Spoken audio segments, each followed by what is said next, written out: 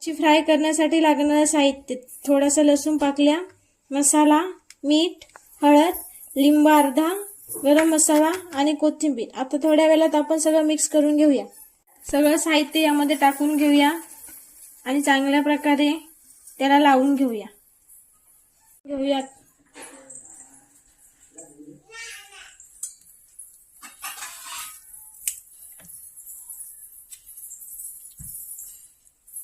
आपले मसाले सगळे आता मिक्स करून झाले आहेत. आता तव्यात सोडून घेऊया. गरम झालेला आहे बघा. आता तुकड्या टाकून घेऊया.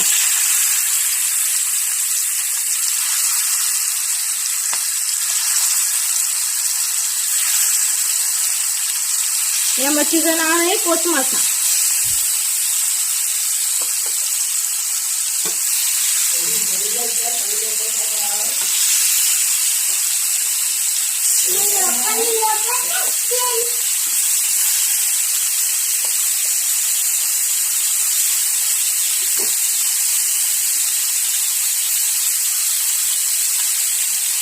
सगळ्या तुकड्या टाकून झालेले आहेत.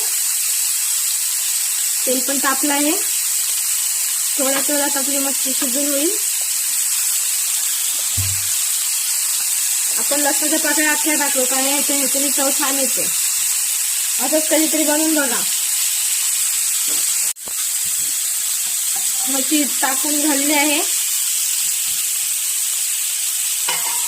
कोथिंबीर मच्छी झाल्यावर टाकायचं आहे.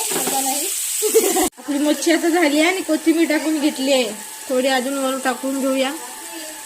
बघा आपली मच्छी आता फ्राय झालेली आहे.